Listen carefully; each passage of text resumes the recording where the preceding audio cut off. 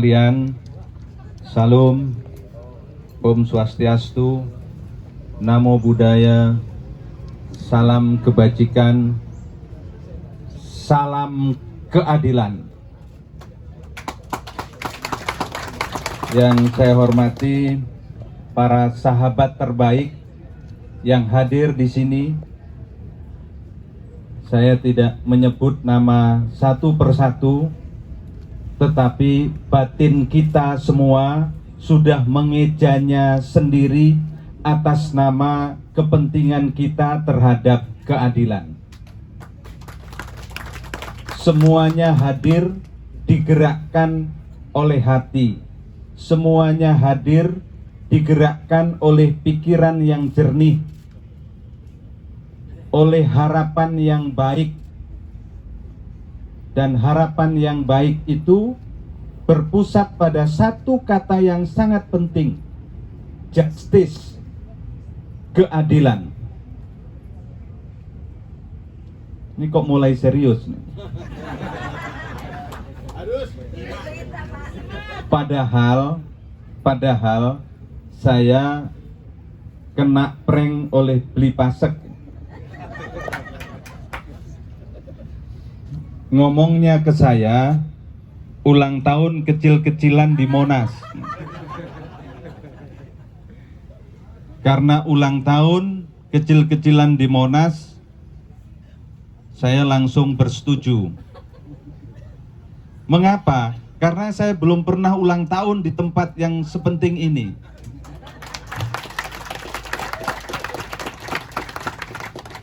Bahkan selama beberapa tahun ya tidak pernah ulang tahun. Ulang tahun dalam pengertian merayakan bersama-sama. Nah, ketika ditawari ayo ulang tahun di tempat yang terbuka, di belakangnya berdiri megah tugu yang kokoh, dan itu menggambarkan kenangan. Tugu ini sesungguhnya adalah untuk mengenang revolusi kemerdekaan. Apa yang diperjuangkan oleh revolusi kemerdekaan? Yang diperjuangkan adalah freedom, kemerdekaan. Di dalam kemerdekaan itu salah satu nilai utamanya adalah justice, keadilan. Karena bangsa-bangsa yang tidak merdeka, bangsa-bangsa yang terbelenggu oleh kekuatan kolonial, kekuatan yang menguasai, kekuatan yang menindas, pasti di situ tuna keadilan. Pasti di situ tidak ada keadilan. Pasti keadilan di situ roboh, runtuh, terjerembab. Dan terjerembabnya asas keadilan itu artinya juga di situ tidak hadir nilai-nilai dasar kemanusiaan.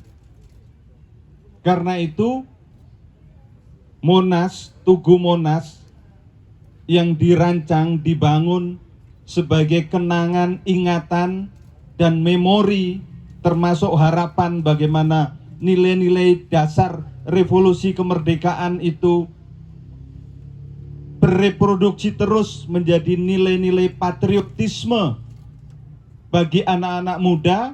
Ini bisa menjadi latar perjuangan batin kita semua, bahwa kita semua dituntut untuk setia menjadi patriot-patriot Indonesia, menjadi patriot-patriot bangsa, menjadi patriot-patriot masa depan Nusantara yang lebih baik.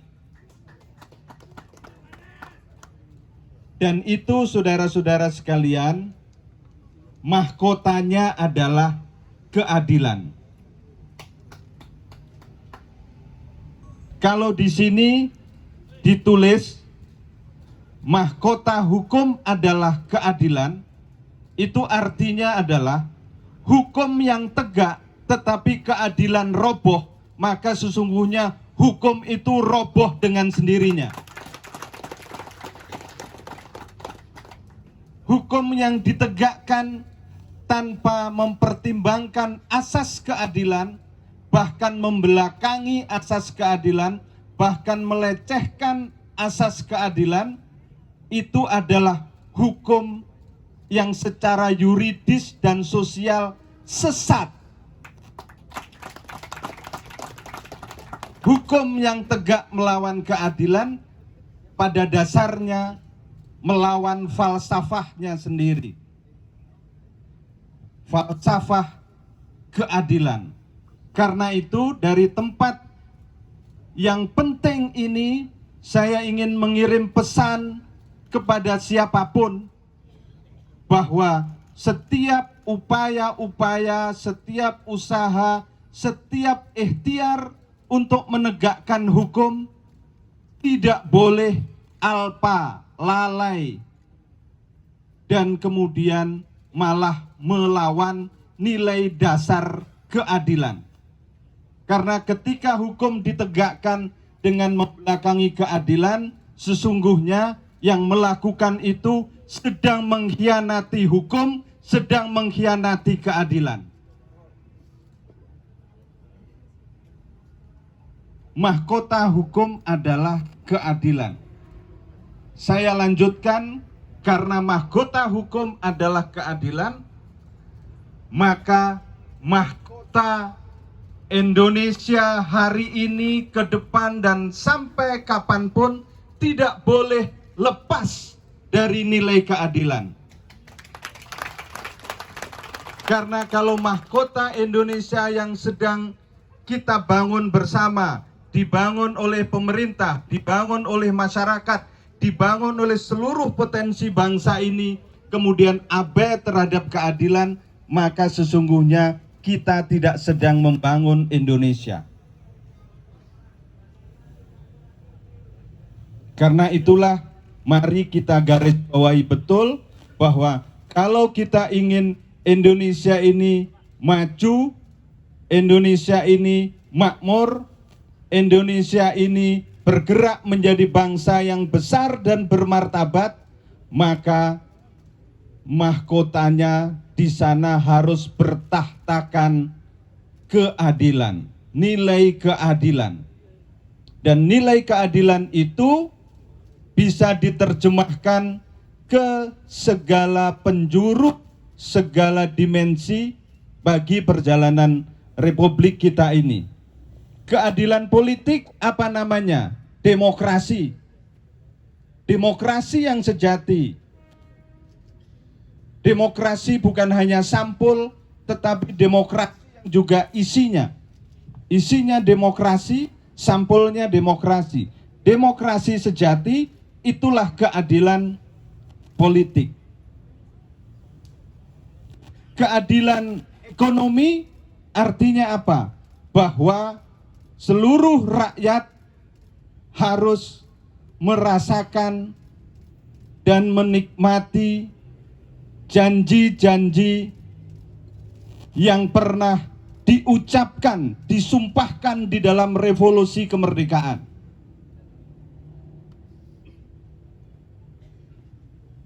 Yang pernah diucapkan oleh Bung Karno dengan rumusan proklamasi kemerdekaan itu, bahwa kemerdekaan itu adalah untuk seluruh rakyat Indonesia, bukan untuk sebagian rakyat Indonesia, apalagi bagi sebagian kecil rakyat Indonesia.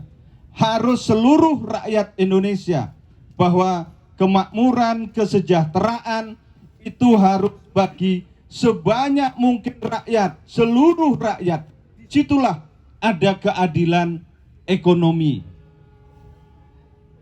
Keadilan bagi anak-anak muda apa? Keadilan bagi anak-anak muda adalah bahwa harapannya ke depan itu tidak terbentur oleh kenyataan-kenyataan, baik itu realitas struktural maupun realitas kultural yang menghalangi anak-anak muda mendapatkan akses terhadap masa depan. Keadilan untuk petani apa? Misalnya, keadilan untuk petani lebih sederhana. Apa? Tersedianya bibit, tersedianya pupuk, tersedianya sarana irigasi yang baik, dan juga harga yang memadai ketika panen. Harga yang memadai ketika panen, dan ketika panen raya jangan dipukul dengan impor misalnya. Itu adalah bagian dari keadilan buat petani. Kita bisa definisikan dengan jelas bagaimana semua hal bisa terkait dengan keadilan. Dan khusus terkait dengan keadilan hukum ini, saya juga ingin mengirim pesan kepada siapapun bahwa bagi yang pernah melakukan kezaliman hukum, bagi yang pernah melakukan kezaliman hukum, saya ulangi lagi, bagi yang pernah melakukan kezaliman hukum, tolong itu dihentikan. Jangan diulangi lagi. Boleh terjadi pada Anas, tapi tidak boleh terjadi pada anak-anak bangsa yang lain. Agar menjadi pelajaran bagi Indonesia, menjadi pelajaran bagi bangsa ini, menjadi pelajaran bagi masa depan kita semua. Saya ulangi, boleh kezaliman hukum itu terjadi pada Anas. Boleh persekusi hukum itu terjadi pada Anas. Karena memang sudah terjadi.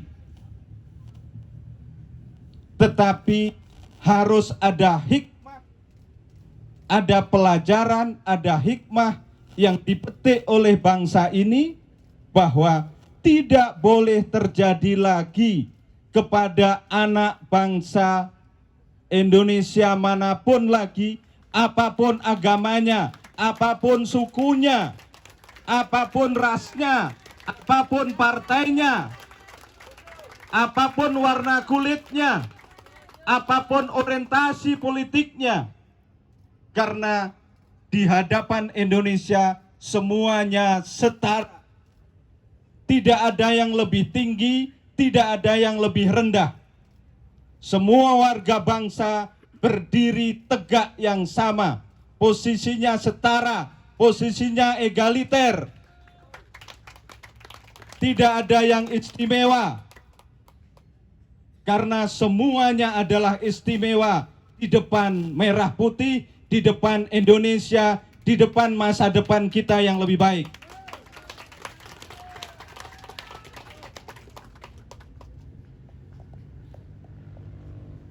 Dan yang kedua, terkait dengan ini, saya juga ingin katakan bahwa bagi yang sudah pernah melakukan kezaliman hukum seperti itu, bertobatlah. Bertobatlah. Bertobatlah. Tidak perlu minta maaf kepada Anas. Itu bukan sesuatu bagi saya. Tetapi cara bertobat yang baik adalah jangan mengulangi lagi. Dan kemudian minta maaf kepada yang menciptakan manusia, menciptakan kita semua.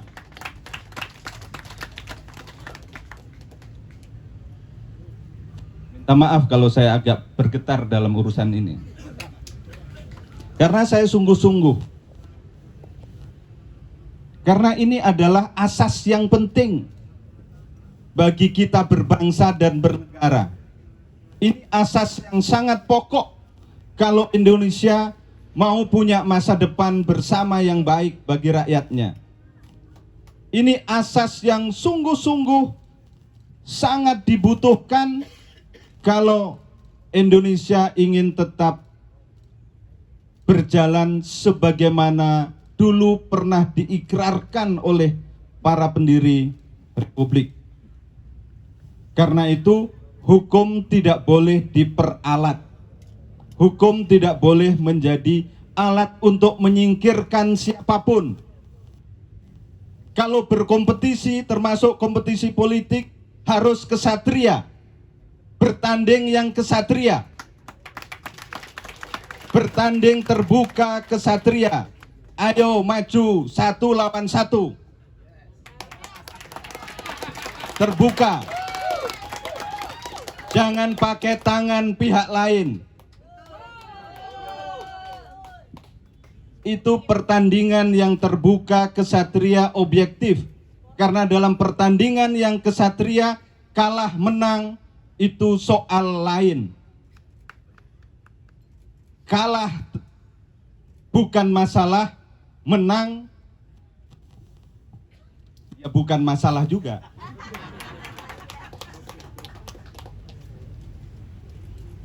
Saya ingin mengirim pesan ini bagi kita semua dan bagi siapa saja, bahwa di dalam dunia politik yang kadang keras dibutuhkan keberanian dan sikap kesatria, bertanding yang kesatria. Siapapun dan apapun ukuran kekuatannya. Kalau kesatria objektif dan kemudian sesuai dengan aturan pertandingan yang disepakati, insya Allah siapapun yang menang dan kalah di situ itu tidak akan menjadi kebencian dan permusuhan. Karena pertandingan yang baik itu hanya melahirkan kemajuan-kemajuan. Pertandingan yang baik tidak mungkin melahirkan kebencian dan dendam. Pertandingan yang fair, yang objektif, yang jujur tidak mungkin melahirkan kebencian dan dendam. Tapi pertandingan yang tidak jujur, tidak fair, tidak kesatria bisa menyisakan kebencian dan dendam. Dan saya ingin mengatakan bahwa kita semua harus melawan kebencian dan dendam. Kebencian dan dendam itu bukan karakter kita. Kebencian dan dendam itu bukan sifat kita. Tapi tolong dengan posisi ini dikaitkan dengan itu lagi. Jangan ulangi hal-hal yang terkait dengan penegakan hukum yang zalim.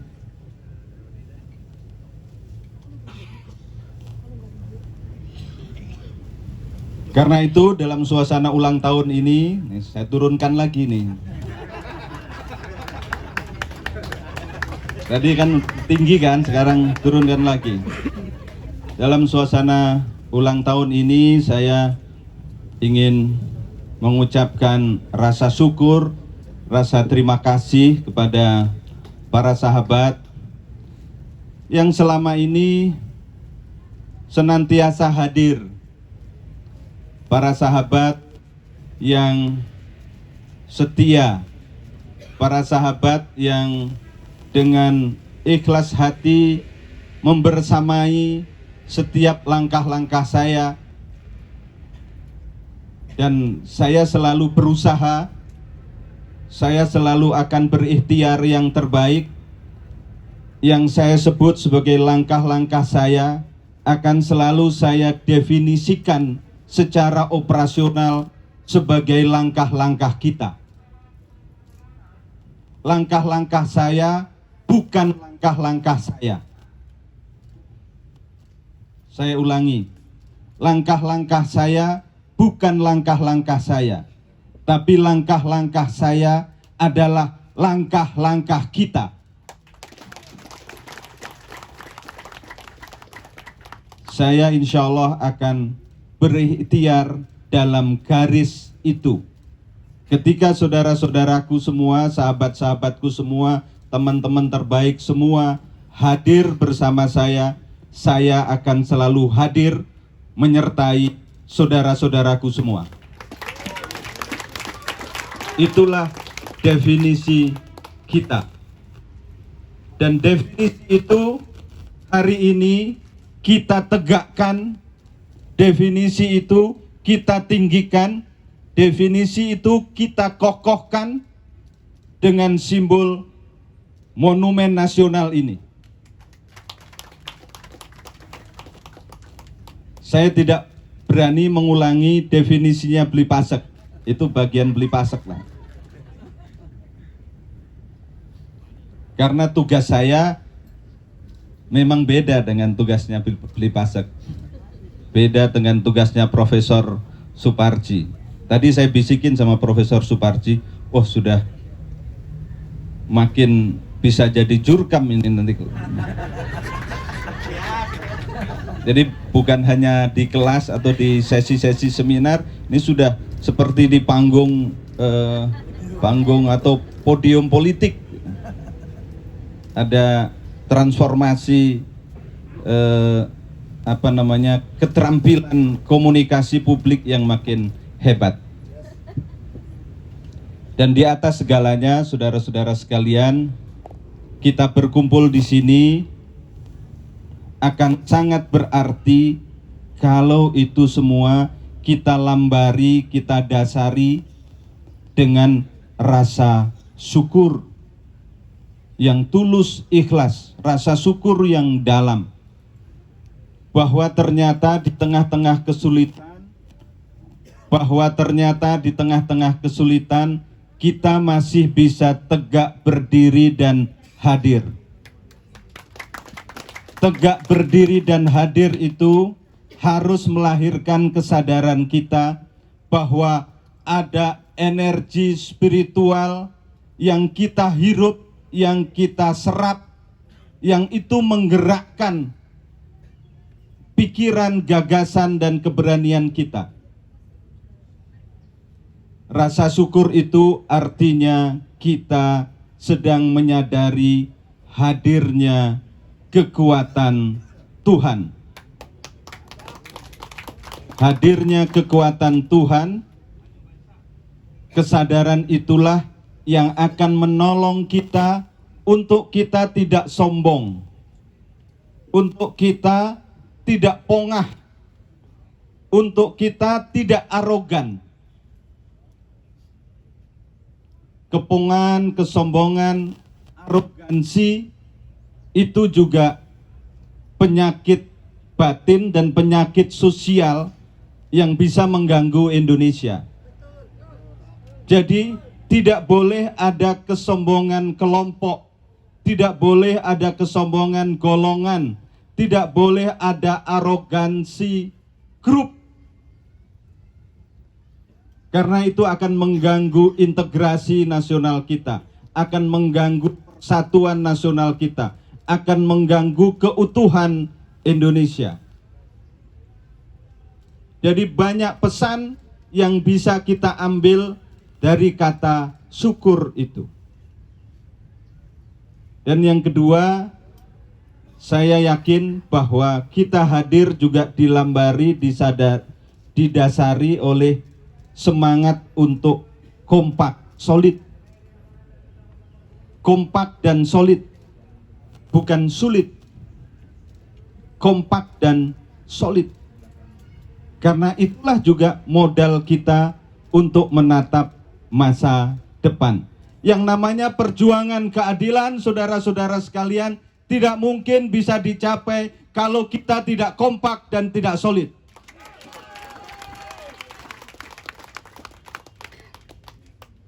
Sampai di situ saya akhiri, saudara-saudara sekalian, karena kalau dilanjutkan nanti bisa mengganggu tegaknya Monas nih. Sampai di situ kita teras terus apa itu?